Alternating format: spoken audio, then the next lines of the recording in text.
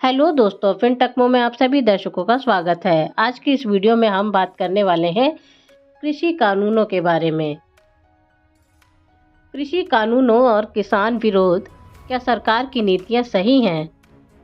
कृषि कानूनों का परिचय। 2020 में भारतीय सरकार ने 3 नए कृषि कानून पारित किए, जिनका उद्देश्य कृषि क्षेत्र में सुधार लाना था। ये कानून निम्नलिखित हैं। कृषि उत्पाद व्यापार और वाणिज्य अधिनियम। इस कानून के तहत किसानों को अपनी उपज मंडियों के बाहर बेचने की अनुमति मिलती है, जिससे उन्हें व्यापार में अधिक स्वतंत्रता मिलती है। कृषि समझौता अधिनियम। यह कानून किसानों और व्यापारियों के बीच निजी समझौतों को वैध बनाता है, जिससे व्यापारिक प्रक्रियाओं में पारदर्शिता और सुरक्षा बढ़ती है। आवश्यक वस्त्र अधिनियम।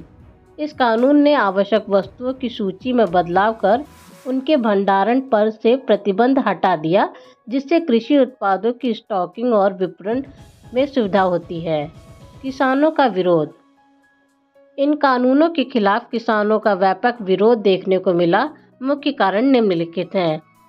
मूल्य गारंटी की कमी। किसानों को न्यूनतम समर्थन मूल्य की गारंटी न मिलने की चिंता थी, जिससे उनकी आय पर असर पड़ सकता है। मंडी प्रणाली का खतरा। किसानों का मानना था कि ये कानून मंडी प्रणाली को कमज़ोर करेंगे, जिससे उन्हें उचित मूल्य नहीं मिलेगा। कॉर्पोरेट नियंत्रण का डर। विरोधियों का कहना था कि ये कानून बड़े कॉर्पोरेट्स को अधिक शक्तिशाली बनाएंगे और छोटे किसानों के हितों को नुकसान पहुंचाएंगे। सरकारी प्रतिक्रिया और स्थिति। सरकार ने किसानों की चिंताओं को दूर करने के लिए कई दौर की बातचीत की और संशोधन की पेशकश की, लेकिन किसान संगठनों ने इस प्रस्तावों को अस्वीकार कर दिया। दिसंबर 2021 में व्यापक विरोध के चलते सरकार ने इन कानूनों को वापस ले लिया। हालांकि इस निर्णय के बाद भी किसान संगठनों ने इस बात को लेकर असमंजस है कि भविष्य में ऐसी नीतियों का क्या होगा और उनका क्या प्रभाव पड़ेगा। आर्थिक और सामाजिक प्रभाव। कृषि कानूनों और उनके विरोध ने कृषि क्षेत्र में अस्थिरता पैदा की, जिससे फसल उत्पादन और किसान आय पर नकारात्मक प्रभाव पड़ा। आर्थिक अस्थिरता के चलते कुछ किसानों को गंभीर आर्थिक नुकसान उठाना पड़ा। विशेषज्ञों का मानना है कि अगर कृषि नीतियों में पारदर्शिता और संरचना को सुधारने के उपाय नहीं किए गए, तो इनके दीर्घकालिक प्रभाव हानिकारक हो सकते हैं। सरकारी नीतियों का मूल्यांकन। कृषि सुधार के नाम पर लाई गई नीतियों का समर्थन और विरोध दोनों ही पक्ष में प्रतिक्रियाएं सामने आईं।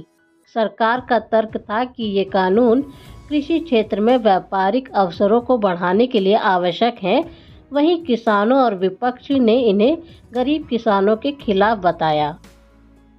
भविष्य की दिशा।